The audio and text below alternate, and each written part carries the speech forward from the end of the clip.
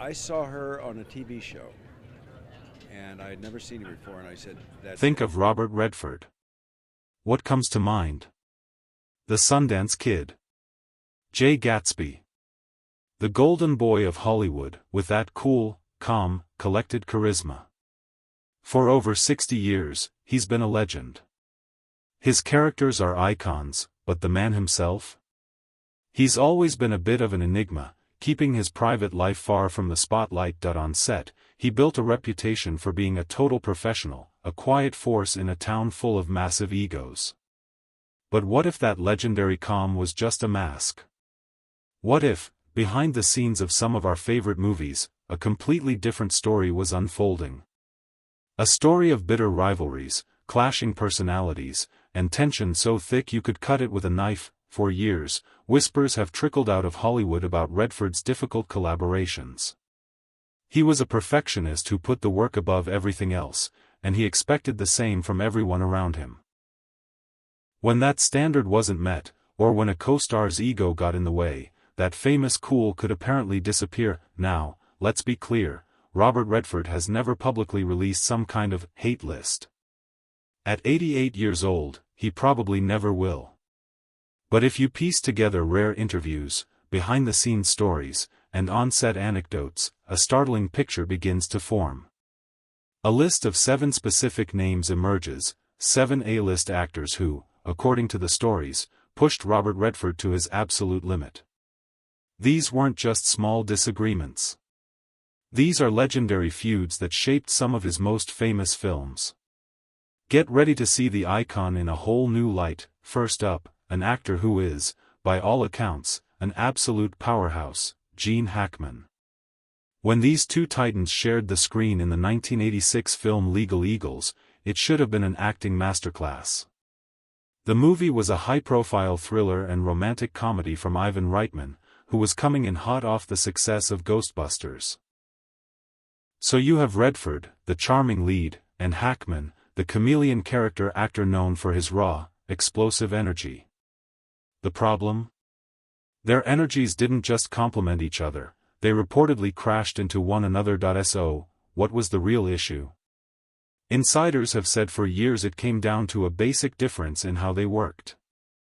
Robert Redford is famously meticulous. He's a director himself, so he looks at a scene from every angle, wanting to understand the subtext and mechanics before he even steps on set. Gene Hackman, on the other hand, was known for a more instinctual, almost combustible style. He was a force of nature, but that unpredictability could be seriously unnerving for a co-star who needs preparation and control. On the set of Legal Eagles, this clash of styles created a friction you could feel. There weren't any big shouting matches, that wasn't Redford's way. Instead, it was a quiet, simmering tension. Redford would show up ready to go, lines memorized, character mapped out. Hackman was allegedly more casual about his prep work, which to a perfectionist like Redford could easily look like a lack of respect for the project. And then there's the issue of screen presence. Both men were genuine movie stars, alphas who commanded your attention. In Legal Eagles, Redford was the top-billed star. But Hackman, even in a supporting role, could never just fade into the background. He just steals scenes, and that can create a competitive vibe. Even if no one says it out loud, the aftermath really says it all. Despite both actors working for decades after, they never shared the screen again. No public makeup session, not even a mention of the rumored tension. They just went their separate ways. It wasn't a classic Hollywood feud, but more like two master craftsmen who discovered they simply couldn't work in the same shop. Redford needed structure, and Hackman thrived in chaos. In 1974, Robert Redford was on top of the world. He was coming off The Sting and The Way We Were and was the undisputed king of the box office. His next project was one of the most anticipated films of the decade, the lavish adaptation of the literary masterpiece, The Great Gatsby. Redford was cast as Jay Gatsby, a role that seemed born for his mysterious charisma. Opposite him, as the fickle Daisy Buchanan, was Mia Farrow. The pairing was supposed to be cinematic magic, but behind all the stunning sets and gorgeous costumes, the reality was anything but magical. The set of The Great Gatsby was notoriously tense, and a lot of it seemed to circle around the two leads. The friction was complicated, coming from professional insecurity, personal stress, and a total disconnect in their personalities. According to Truman Capote, who wrote the first version of the screenplay, the trouble started with casting. He'd wanted someone else for Daisy and wasn't quiet about it, which probably put Farrow on the defensive from day one. On top of that, Farrow was pregnant during the shoot, which added a whole other layer of stress to an already tough role. By her own admission, she felt vulnerable and isolated on that massive set. Redford, meanwhile, was reportedly off in his own world. The Watergate scandal was exploding, and story after story claims Redford was so obsessed with the political drama that he spent most of his downtime glued to the TV in his trailer. To a co-star who was already feeling insecure, this could easily come off as being cold and uninterested. Farrow said she felt Redford was distant and emotionally unavailable. She needed a partner to connect with in their emotional scenes, and she felt like she was acting against a brick wall. This emotional gap became a huge problem. How do you portray one of the most tragic love affairs in literature when the actors have zero chemistry? Their scenes together, which should have sizzled with passion and longing, often felt stiff. Critics then and now often point to the lack of spark between Redford and Farrow as one of the film's biggest weaknesses. They looked the part, sure, but the heart was missing. For Redford, the frustration was probably rooted in his perfectionism. If his co-star wasn't giving him what he needed, it would have been a major source of aggravation. They were like two planets in different orbits, creating a spectacle that was beautiful, but ultimately cold and distant. Some on-screen couples are so iconic, they set the gold standard for movie romance. Hubble and Katie in the 1973 classic The Way We Were are one of those couples. The film is beloved for its heartbreaking story and the insane chemistry between Robert Redford and Barbra Streisand. Their magic on screen is so powerful, it's almost impossible to believe that behind the scenes, the two stars were locked in a quiet war. The friction between Redford and Streisand is one of the most famous examples of his difficult collaborations, mostly because it's so different from what you see on screen. Their conflict wasn't about a lack of talent. They were both at the absolute top of their game. It was a fundamental clash of creative methods and personalities. Barbra Streisand is a force of nature. She's a perfectionist who needs to be hands-on with every single part of her work. She wants to rehearse every line, understand every motivation, and she's famous for her directness and her endless questions. Robert Redford, not so much. He preferred a more natural, understated approach. He famously hates too much rehearsal, thinking it kills the spontaneity of a performance. He trusts his gut and wants to find the truth of a moment on camera, not in a practice room. He's also intensely private, which was the polar opposite of Streisand's expressive and inquisitive nature. From the start, they were on a collision course. According to stories from the set, Streisand would constantly ask Redford questions about his character. Why is Hubble doing this? What's he thinking here? For Redford, this was like nails on a chalkboard. He felt his character's motivation was his business, and that the mystery between them was actually good for the movie. He reportedly found her questioning intrusive and distracting. This led to some real tension. Redford was reportedly so annoyed by her methods that he kept his distance whenever the cameras stopped rolling. There are even persistent rumors that he would wear 2 sets of underwear during their love scenes just to create more of a barrier between them. Now, that's probably an exaggeration, but it tells you everything you need to know about the chill between them. In the end, their on-screen chemistry is a flat-out miracle. It's a testament to their incredible talent and the director, Sidney Pollack, who spent the whole shoot acting as a referee. They somehow channeled their real-life friction into their characters, creating a push and pull that felt electric. But while they created a timeless romance on screen, they never became friends. Their story is the perfect example of Hollywood alchemy. Sometimes, the most explosive off-screen ingredients can create pure gold on screen. These stories are just the beginning. Who do you think could possibly top Barbra Streisand or Mia Farrow? Before we get to our final four, let us know in the comments which Hollywood on-set feud you find the most fascinating. And don't forget to subscribe so you don't miss what's coming next. Now, back to the list. When it was announced that Robert Redford and Dustin Hoffman would play Woodward and Bernstein in the 1976 thriller All the President's Men, the movie world went crazy. This wasn't just casting, it was an event. You had two of the greatest actors of their generation, two men who represented completely different styles of acting, coming together to tell one of the most important stories of the century. Redford, the cool, intellectual movie star who was also the film's producer. And Hoffman, the immersive character actor and pioneer of the method. It promised to be dynamite. And it was, both on screen and off. The clash between Redford and Hoffman is legendary, but it's important to know it wasn't about personal hate. It was a deep, philosophical war over the craft of acting itself. It was the irresistible force of Hoffman's method meeting the immovable object of Redford's naturalism. Redford had spent years developing the project. He was obsessed with getting the journalistic details right and wanted a tone of detached, procedural realism.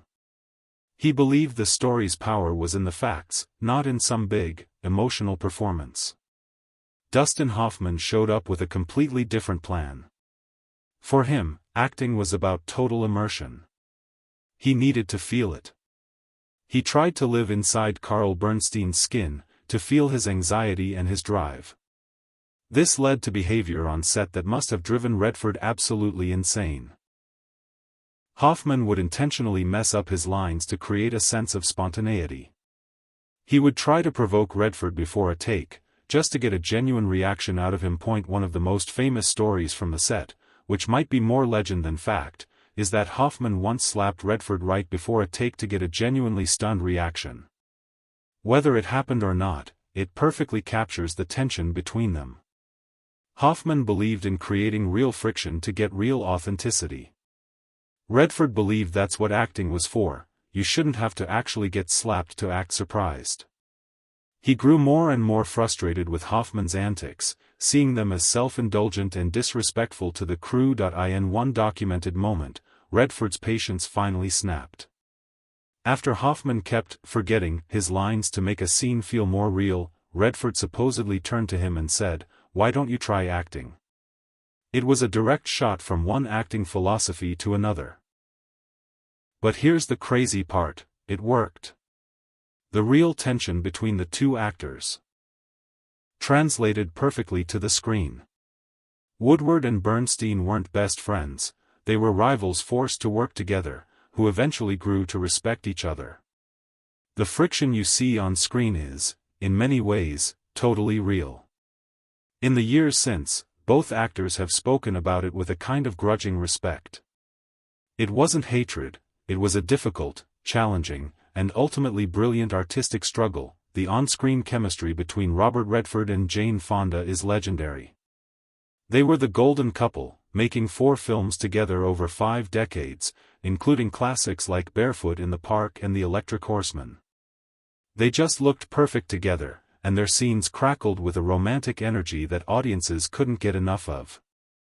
Which makes it pretty shocking to learn that for years, their off-screen relationship was way more complicated and filled with a quiet, unspoken tension. This wasn't a feud in the classic sense. It was a complex dynamic rooted in Redford's famous emotional guardedness. Jane Fonda has been surprisingly honest about their relationship over the years. She has openly admitted that for a long time, she was deeply in love with him. She was drawn to his charisma, his talent, and his cool, aloof personality. The problem was, the coolness wasn't just an act. According to Fonda, working with Redford could be a frustratingly lonely experience. She described him as a man who just didn't seem to enjoy the process of filming, especially the intimate scenes. She was an open, available actress who wanted to connect with her co-star, but often felt she was met with a handsome brick wall. She remembered filming barefoot in the park, where they played passionate newlyweds. Off camera, she said, Redford was moody and distant. The joy you see on screen was pure performance, with nothing real to draw from. One of the most telling things she ever said was about their love scenes. She said Redford just plain disliked filming them. His infamous lateness also became a problem. Throughout his career, Redford has been known for not being on time, a trait many co-stars see as disrespectful. Fonda, a total professional, found this habit especially annoying. What makes their story so interesting is that undercurrent of unrequited love. Fonda has joked that Redford was the one leading man she fell for the hardest, and the only one she never had a real-life romance with. She chalked up his distance to his own insecurities. It wasn't until they reunited for their last film in 2017, Our Souls at Night, that things finally changed. Fonda said that on that set, Redford was different. He was older, more open, more willing to connect. She finally felt like she got to know the real man behind the myth. Their decades-long feud wasn't one of hatred, but of a painful emotional disconnect. In the entire history of acting, there is no one more mythic than Marlon Brando. He didn't just act, he changed the entire language of screen performance. In 1966, a rising star named Robert Redford got the chance to work with the legend in the thriller, The Chase. For any young actor, this should have been the opportunity of a lifetime.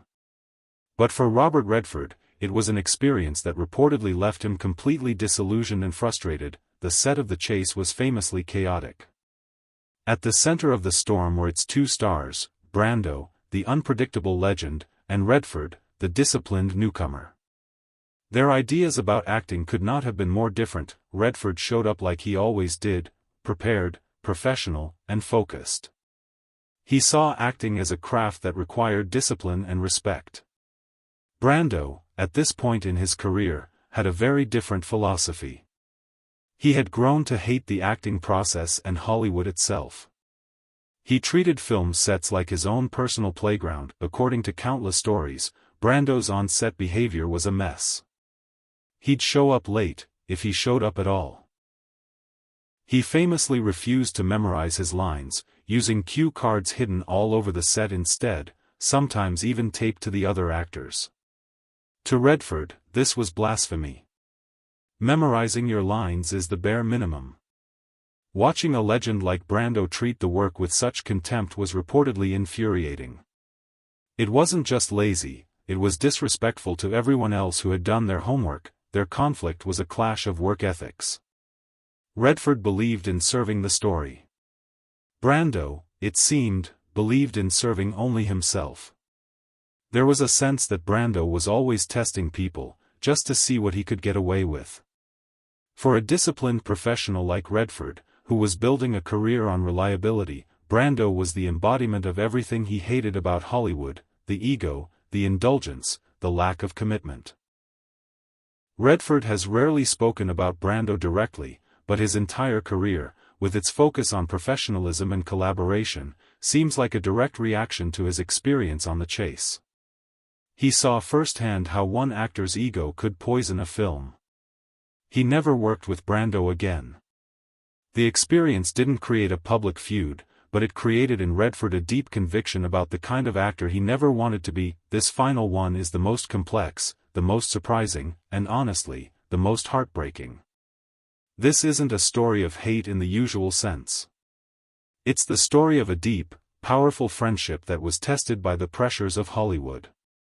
The relationship between Robert Redford and Paul Newman is the stuff of dreams. As Butch and Sundance, their chemistry defined the buddy film genre. Off-screen, they were famous for their close friendship and their love of practical jokes. So why on earth would Paul Newman be at the top of this list? The answer lies in the subtle, corrosive effects of competition.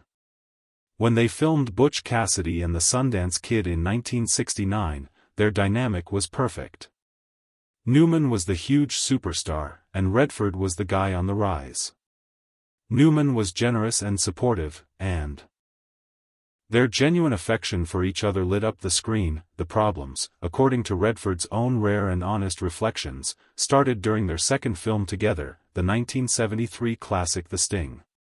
By then, Redford wasn't the junior partner anymore. He was a massive star himself, maybe even bigger than Newman at that exact moment.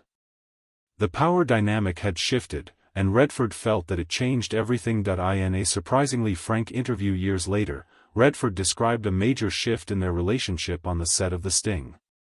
He felt that Newman, who had been his partner, had suddenly become his competitor. Redford believed Newman had grown more concerned with things like billing and who was seen as the bigger star. He described a moment where he felt Newman stopped being my co-star and started being my competition. For Redford, who values loyalty above all else, this felt like a betrayal. There's a quote that has circulated for years, supposedly from a draft of Newman's posthumous memoir, that reads, "You can't depend on Redford. You're never sure he's going to be there." That's simply discourteous. This points to Redford's lateness, but it also hints at a deeper frustration. The feud was never public. To the world, they were still the golden duo. But for Redford, the magic was gone.